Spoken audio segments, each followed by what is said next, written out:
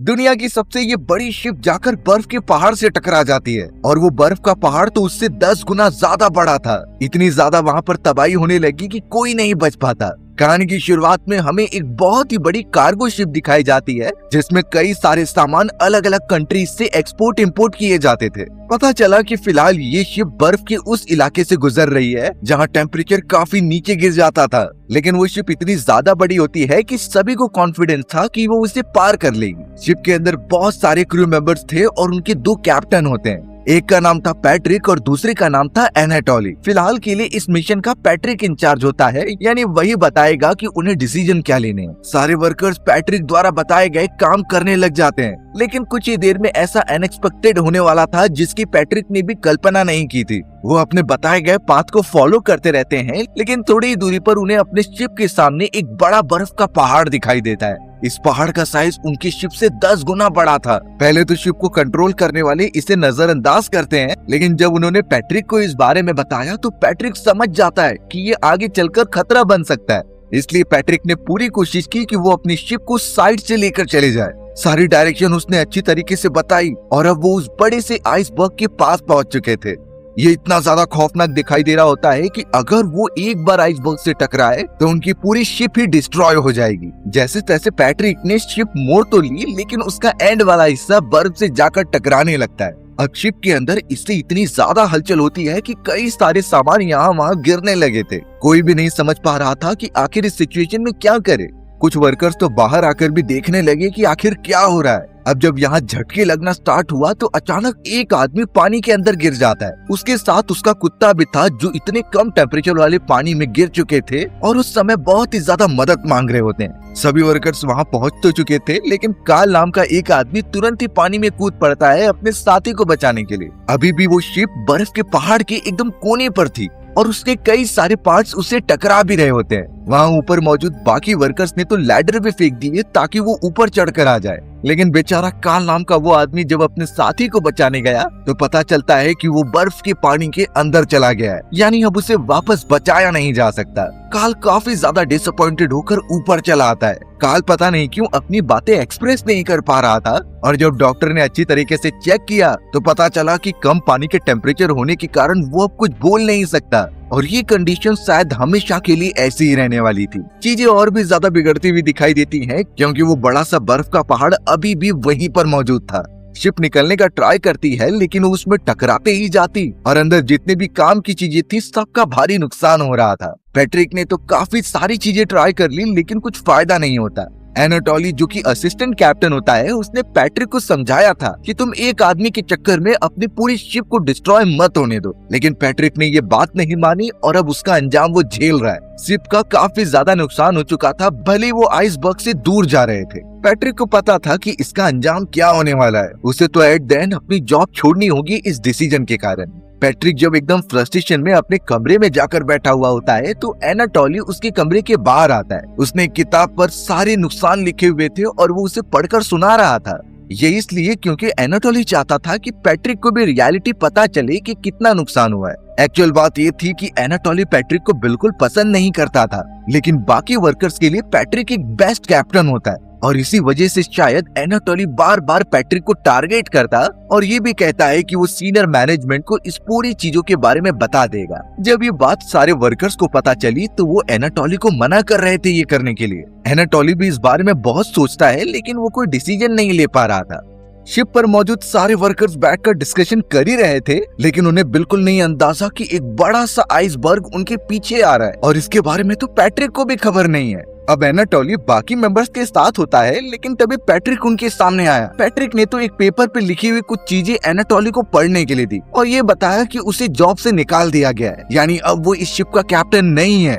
Anatoly भी उस paper पर लिखी गई सारी चीजों को पढ़ता है कि अपर मैनेजमेंट ने ये डिसाइड किया है कि पैट्रिक को कैप्टन की पोस्ट से हटाकर एक दूसरा कैप्टन लाया जा रहा है और दूसरे कैप्टन के आने के बाद पैट्रिक को वापस भेज दिया जाएगा। पैट्रिक को ये चीजें एक्सेप्टेड थी क्योंकि उसने गलतियां की हैं और उससे काफी नुकसान भी हुआ है, लेकिन पहली बार एनाटोली जो कि पैट्रिक से नफरत करता था वो बहुत ही ज्यादा बुरा फील करता है। इसलिए नहीं कि पैट्रिक को कैप्टन की पोस्ट से हटा दिया गया, बल्कि इसलिए क्योंकि जो दूसरा कैप्टन आने वाला था वो बहुत ही ज्यादा निर्दयी और काफी खड़ूस होता है। बाकी वर्कर्स को भी ये बिल्कुल अच्छा नहीं लग रहा था क्योंकि उनका पैट्रिक से बॉन्डिंग हो चुकी थी। वो पैट्रिक को काफी पसंद भी करते थे, लेकिन अपर मैनेजमेंट ने जो डिसाइड किया है उन्हें वो फॉलो करना होगा। कुछ ही घंटों के अंदर उन्हें एक हेलीकॉप्टर दिखाया जाता है जिसमें कि वो दूसरा कैप्टन मौजूद था। वो अब शिप की तरफ बढ़ रहा होता है और हमें तो चारों तरफ बर्फ की परत ही दिखाई दे रही थी। जैसे तैसे वो हेलीकॉप्टर को शिप के ऊपर लैंड करने का प्रोसेस जारी करने लगे। पैट्रिक भी अपना सामान पैक करके अपने साथियों से अलविदा ले रहा था। उसे यही लग रहा था कि शायद उसे ये पोस्ट वापस कभी नहीं मिलेगी, लेकिन उसके किस्मत में तो कुछ अलग ही लिखा था। अब वो दूसरा कैप्टन जिसका नाम एंड्रयू होता है, उसकी हेलीकॉप्टर जब शिप पर लैंड हो रही थी तो इंजन के बहुत ही ज्यादा गर्म होने के कारण उसके अंदर आग लग जाती है। एक पायलट की तो पूरी बॉडी जलने भी लगी थी। जैसे तैसे वो शिप पर लैंड करते हैं और फायर एक्सटिंग्विशर से आग बुझाई गई, लेकिन बाद में हेलीकॉप्टर को वापस चालू किया जा रहा था तो पता चलता है कि वो काम ही नहीं कर रही। यानी बात सिंपल है कि पैट्रिक वापस इससे घर नहीं जा सकता। जब तक कोई सोल्यूशन नहीं निकलता पैट्रिक को भी इस शिप पर रहना होगा। एंड्रू नाम का वो दूसरा सोल्जर बहुत ही ज्यादा मतलबी होता है। उसे सिर्फ अपना काम करना था, ना कि वो यहाँ अच्छे रिलेशन बनाने आया है। उसने पैट्रिक को बिल्कुल इज्जत नहीं दी और पूरी शिप की कमांड अपने हाथों में ले ली होती है। जैसे तैसे अब वो अंदर गया और सारे वर्कर से मिलने लगा। एक वर्कर तो टाइम पास के लिए रॉबिक्स क्यूब सॉल्व कर रहा था, पर यही बात एंड्रू को अच्छी नहीं लगी। उसने क्यूब उठाया और सीधा बर्फ वाली जगह पर फेंक दिया। उसका मानना होता है कि काम के समय पर सिर्फ काम करना चाहिए।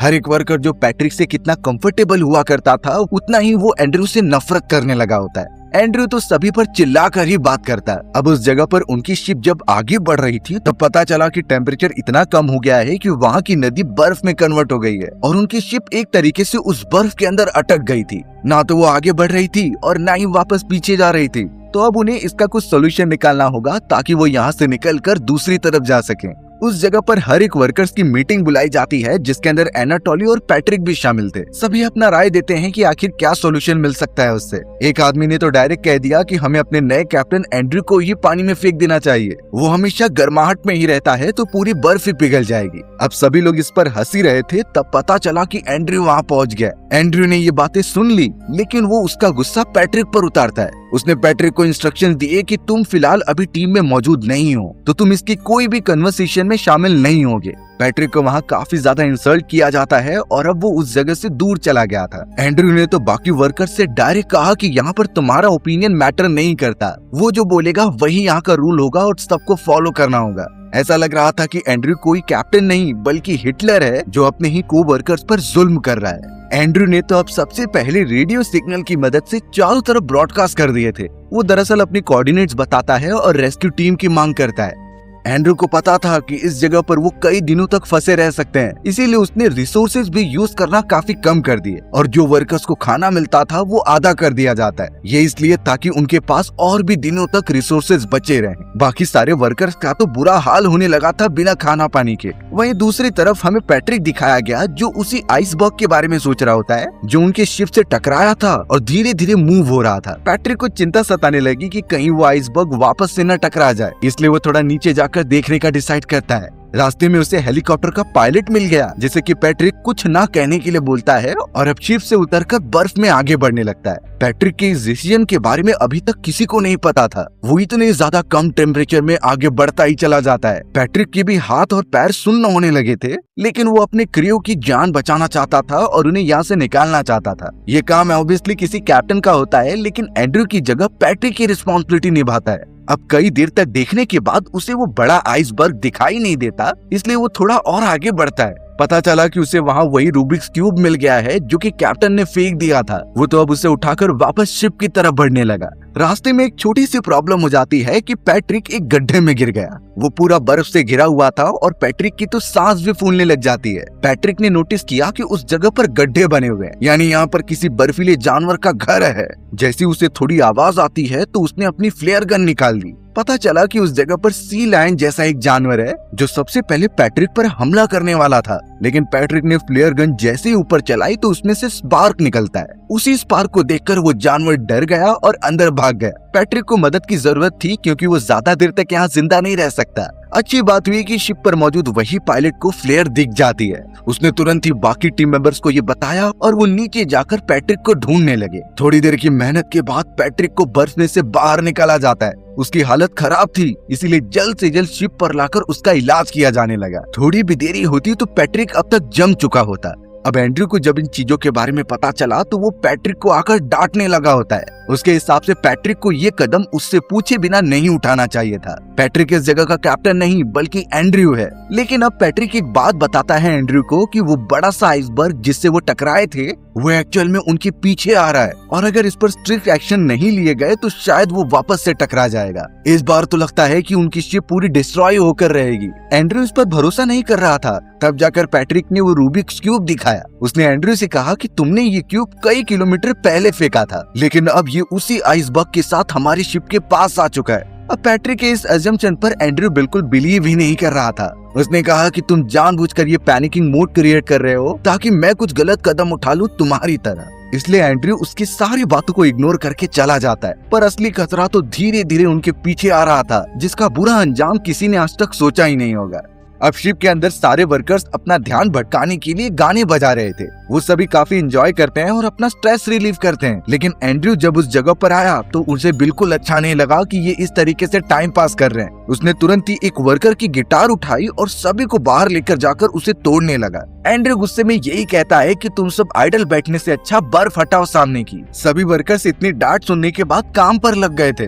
वहीं पैट्रिक एंड्रयू के पास जाकर उसे समझाता है कि इस तरीके से बर्ताव मत करो, वो सभी वर्कर्स तुमसे बहुत ज्यादा नफरत करने लगेंगे। लेकिन एंड्रयू को इन सारी चीजों से कुछ फर्क नहीं पड़ता था। अब हमें वही बड़ा सा आइसबर्ग दिखाया जाता है जो धीरे धीरे शिप के पास आगे बढ़ रहा था। अगर वो शिप अपनी पोजीशन से हिली नहीं तो शायद उनका टकराव होना एकदम निश्चित है। हमें तो अब दिखाया गया कि कुछ बर्फ के टुकड़े शिप के ऊपर गिर रहे और वो शिप के उस स्पॉट पर जाकर लग रहे थे जहाँ पीने का पानी मौजूद था। टैंकर के ऊपर इतनी बड़ी बड़ी बर्फ गिरने की वजह से वो टूटने लग जाती है। सारे वर्कर्स एकदम पैनिक हो गए और उनका पूरा पानी वाला कंटेनर बेकार हो जाता है। सिर्फ इतना ही नहीं, कंटेनर के साइड में खाने पीने की भी चीजें रखी गई थी, वो भी पूरी तरीके से दबकर एकदम खराब हो जाती हैं। अच्छी तरीके से देखने पर पता चला कि उनके पास सिर्फ कुछ ही हफ्तों के खाने बचे हुए हैं। इन रिसोर्सेज के साथ तो वो ज्यादा समय तक जिंदा नहीं रह पाएंगे। तो अब से सभी वर्कर्स एकदम डरने लगे थे। इवन एंड्रयू को भी कुछ सूझ नहीं रहा था। तब जाकर पैट्रिक बहुत सोचने के बाद एक सख्त डिसीजन लेता है। वो बिना बताए एंड्रयू के कंट्रोल सेंटर में गया और वहाँ पर अपने ही दुश्मनों से वो मदद मांगने का ट्राई करता है, क्योंकि भले ही वो दुश्मन है लेकिन इस कंडीशन में वो उनकी हेल्प जरूर करेंगे। अब पैट्रिक ने सिग्नल तो भेज दिए थे, पर एंड्रयू को जैसे ही पता चलता है तो वो उसे मारने लगा, क्योंकि इस एक्शन की पूरी रिस्पॉन्सिबिलिटी एंड्रयू के ऊपर आएगी और अगर हायर मैनेजमेंट को ये पता चला तो उसकी जॉब भी खतरे में पड़ सकती है। एंड्रयू को तो यही लग रहा था कि पैट्रिक जानबूझकर ये चीजें कर रहा है, इसीलिए उसने पैट्रिक को एक कमरे के अंदर बंद कर दिया ताकि वो इस तरीके के कोई भी गलत काम ना कर सके।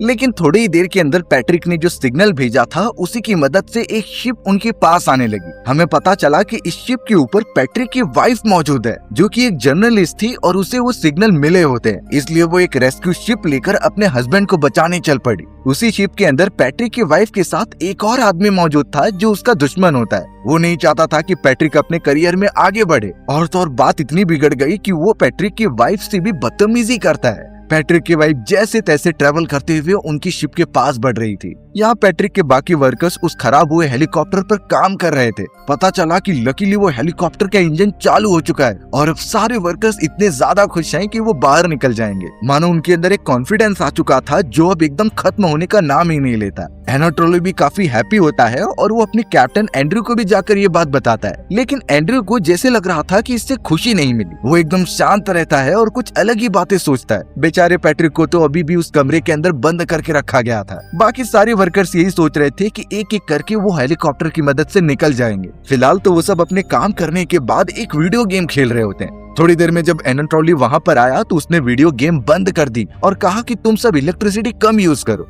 लेकिन उन लोगों में से कार्ल नाम का आदमी काफी भड़क जाता है। उसने तो एनाटोली को पकड़कर पीछे गिरा दिया। बाकी मेंबर्स ये बताते हैं कि आज काल का बर्थडे था, इसीलिए हम खुशी में ये वीडियो गेम खेल रहे थे। एनाटोली को जब ये बात पता चली तो वो उनसे माफी मांगता है। उसे भी पता है कि इस जगह पर फंसने के बाद सभी वर्कर्स पैनिक हैं और उनके दिमाग को शांत करने के लिए ये वीडियो गेम बहुत अच्छी है। एनाटोली ने सभी मेंबर्स को ये बताया कि एंड्रयू बिल्कुल भी खुश नहीं है कि हेलीकॉप्टर चालू हो गया। लगता है कि उसे यहाँ फंसे रहना बहुत ज्यादा पसंद है। मेंबर्स को जब एंड्रयू के इस थिंकिंग के बारे में पता चला तो वो गुस्से में उसके केबिन में चले जाते हैं। पूरा केबिन उन वर्कर से भर चुका था और अब वो एंड्रयू को बड़े गुस्से की निगाह से देखते हैं। उन्होंने उससे कुछ बात नहीं की, सिर्फ उसे कमरे के अंदर लॉक करके वहाँ से चले गए। यानी इसका मतलब साफ था कि शिप पर अब जो भी डिसीजन लिए जाएंगे वो सब उन वर्कर्स के हाथों में। ऑब्वियसली वो एंड्रयू की एक भी बात नहीं मानने वाले। अब वर्कर्स ने तो अपने प्लान के मुताबिक कई सारी फ्यूल कंटेनर्स को जमा किया और शिप के आगे वाले बर्फ के हिस्से पर रख दिया। वो उसे इस तरीके से अरेंज करते हैं कि वहाँ एक धमाका होगा और उस ब्लास्ट में आसपास की पूरी बर्फ टूट जाएगी। यही एक तरीका है कि वो अपनी बड़ी सी शिप को आगे लेकर जा सकते हैं। यहाँ एंड्रयू ने जैसे तैसे अपने कमरे का दरवाजा ओपन कर लिया और बहुत ही ज्यादा गुस्से में पैट्रिक के कमरे में गया, क्योंकि शुरुआत से ये एंड्रयू को लग रहा था कि पैट्रिक ने अपने वर्कर्स को उसके खिलाफ भड़काया है और जो वो कदम उठाने जा रहे हैं ये पैट्रिक का ही प्लान था। पैट्रिक तो समझाने का ट्राई करता है कि ऐसा बिल्कुल नहीं है, लेकिन अब एंड्रयू ने गुस्से में आकर एक फ्लेयर गन उसके ऊपर पॉइंट कर दी। शायद वो पैट्रिक को मार ही देता, लेकिन तभी उस जगह पर वो पायलट आ जाता है। पायलट ने एंड्रयू को सब सच बताया कि इसमें पैट्रिक का कोई हाथ नहीं है। ये सारी चीजें वर्कर्स ने अपने से ही डिसाइड की हैं और वो आगे भी अपने हिसाब से बढ़ेंगे। उन्हें अब किसी भी कैप्टन के रूल्स फॉलो करने की जरूरत नहीं। ये चीजें बताने के बाद शायद एंड्रयू को पैट्रिक के ऊपर भरोसा हो गया था। अब बाहर की तरफ पता चला कि उन वर्कर्स ने एक बड़ा धमाका कर दिया है। बर्फ में काफी दूर तक ये धमाका फैलते जाता है, लेकिन थोड़ी देर बाद पता चला कि इससे ज्यादा बर्फ नहीं हटी है, बल्कि उनका एक नुकसान हो गया था। पता चला कि उस ब्लास्ट के अंदर उनका वो शिप का डॉक्टर मारा गया है। उसकी जान तुरंत ही चली गई क्योंकि वो उस जगह के बहुत क्लोज खड़ा हुआ था। सभी वर्कर्स काफी हताश हो जाते हैं अपने इस प्लान से और उस डॉक्टर की डेड बॉडी को अच्छी तरीके से रिकवर करके शिप में लाते हैं। हर एक मेंबर के चेहरे पर काफी डिसअपॉइंटमेंट दिखाई दे रहा था, जो वो खुद से थे, खास करके एनाटोली, क्योंकि उसके ही परमिशन के कारण वो सभी वर्कर्स ये करने के लिए आगे बढ़े होते हैं। एनाटोली खुद को ही दोषी मान रहा था उस डॉक्टर की मौत का। इनफैक्ट वो इतना ज्यादा फ्रस्ट्रेशन में चला जाता है कि रात के समय जब सब सोने चले गए थे तो वो अपना पूरा यूनिफॉर्म पहनकर शिप के एकदम कोने पर खड़ा हो जाता है। यानी कि एनाटोली वहाँ से कूदकर अपनी जान देना चाहता था। अब वो ऐसा करने जाता तभी उस जगह पर पैट्रिक आ जाता है। पैट्रिक ने एनाटोली को रोका नहीं, सिर्फ इतना बताया कि तुम अपने आप को गिल्टी मत फील कराओ, तुमने ये चीजें जानबूझकर नहीं की और ऐसा कोई भी इस शिप पर नहीं है जिसने गलतियां नहीं की। तो गलतियों के बारे में सोचने के बजाय हमें ये ट्राई करना चाहिए कि कैसे यहाँ से बाहर निकले। अगर तुम इन मेंबर्स की जान बचा लोगे तो सब कुछ फुलफिल हो जाएगा। पैट्रिक के इतने अच्छे तरीके से समझाने के बाद एनाटोली समझ जाता है और अब वो वापस शिप पर आ गया था। अब यहाँ उस शिप के सारे वर्कर्स एक साथ जमा होकर एंड्रयू से माफी भी मांगते हैं, क्योंकि भले ही उन्होंने एंड्रयू की बात नहीं मानी, लेकिन उस वजह से उनके एक साथी की जान चली गई है। सभी इस बात के लिए गिल्टी फील कर ही रहे थे, तभी एक आदमी चिल्लाते हुए उनके पास आता है। वो उन्हें बाहर लेकर जाता है ताकि वो चीज दिखा सके। थोड़ी देर के अंदर ही पता चला कि जिस आइसबर्ग की वो सब बात कर रहे थे वो धीरे धीरे उनके पास आने लगा है। हर एक मेंबर, यहाँ तक कि कैप्टन एंड्रयू भी इसे देखकर चौंक गए, क्योंकि उससे पहले इन बातों पर भरोसा नहीं था। लेकिन अब सभी लोग सामने देख पा रहे होते हैं कि वो आइसबर्ग उनकी तरफ बढ़ रहा है। पैट्रिक को ये कंफर्मेशन मिल चुकी थी कि उसकी डायरेक्शन हमारे ही तरफ है। कुछ अगर नहीं किया गया तो वो आइसबर्ग उनकी शिप से टकरा ही जाएगा। तब जाकर पैट्रिक ने एंड्रयू को एक आइडिया दिया कि बर्फ की वजह से एक बड़ी सी दरार वहाँ पर बन गई है। वो चाहे तो उस दरार में से शिप को आगे लेकर बढ़ सकते हैं। पर एंड्रयू को ये प्लान बहुत ही खतरनाक लग रहा था और कहता है कि इसमें हमारी जान जा सकती है। लेकिन पैट्रिक के हिसाब से अगर हमने कुछ नहीं किया तभी भी हमारी जान चली ही जाएगी, तो इससे अच्छा है कि हम एक बार ट्राई करके देखें। बहुत कन्विंस करने के बाद आखिर एंड्रयू मान जाता है और पैट्रिक कहने लगा कि हम में से किसी एक को उस आइसबर्ग के पास जाना होगा और पता करना होगा कि उसकी स्पीड क्या है और डायरेक्शन कौन सी है। पहले तो पैट्रिक ही बोल रहा था कि वो हेलीकॉप्टर से उस तरफ जाएगा, लेकिन बाद में एंड्रयू कह देता है कि इस शिप की ज्यादा नॉलेज तुम्हें है, तो तुम शिप को संभालो अच्छी तरीके से। और वो खुद पायलट के साथ हेलीकॉप्टर में जाकर उस आइसबर्ग की एनालिसिस करके उन्हें इन्फॉर्मेशन देगा। यानी अब एक तरीके से एंड्रयू ने खुद पैट्रिक को यहाँ का कैप्टन बना दिया था। पैट्रिक के वापस आने पर सारे वर्कर्स एकदम जोश में आ जाते हैं। वो जैसा जैसा बता रहा था सब वैसा ही करते। एंड्रयू भी हेलीकॉप्टर से आइसबर्ग के एकदम पास था और हर एक इंफॉर्मेशन वो उन्हें प्रोवाइड करता है। उन्हीं सारे इंफॉर्मेशन की बदौलत पैट्रिक ने जैसे तैसे कैलकुलेशन किए और अपनी बड़ी सी शिप को उस आइसबर्ग के साइड से होता हुआ लेकर जाने लगा। हालांकि उस आइसबर्ग का साइज बड़ा था और उनकी शिप को काफी डैमेज भी होता है, लेकिन पैट्रिक को इतनी नॉलेज थी कि वो बहुत अच्छी तरीके से शिप को निकाल ले रहा था। उनकी शिप अब आइसबर्ग से दूर जाने लगी, जिससे हर एक मेंबर खुश हो जाते हैं, लेकिन उन्हें नहीं पता कि हेलीकॉप्टर में कुछ अलग होने वाला है। एंड्रयू और पायलट जो कि उस आइसबर्ग की एनालिसिस कर रहे थे, पता चला कि वहाँ पर ठंडी हवाएं बहने लगी हैं। इन हवाओं की वजह से उनके हेलीकॉप्टर का कई सारे सिस्टम खराब हो जाते हैं और अब अचानक उनका हेलीकॉप्टर आउट ऑफ कंट्रोल होकर नीचे गिरने लगा। पायलट भी उसे बिल्कुल कंट्रोल नहीं कर पाता और बुरी तरीके से वो आइसबर्ग के नीचे वाले हिस्से में गिर जाते हैं। हेलीकॉप्टर ऑलमोस्ट डिस्ट्रॉय हो चुका था, पर जैसे तैसे वो ठंडे पानी में बाहर निकलते हैं। अब ये खबर जैसे ही पैट्रिक और उसके साथियों को पता चली तो पैट्रिक ने उन्हें रुककर वापस पीछे चलने के लिए कहा, क्योंकि वो अपने टीम मेंबर्स को छोड़कर कभी आगे नहीं बढ़ता था। एंड्रयू भले ही कैसा हो, लेकिन वो उसका टीम मेंबर है।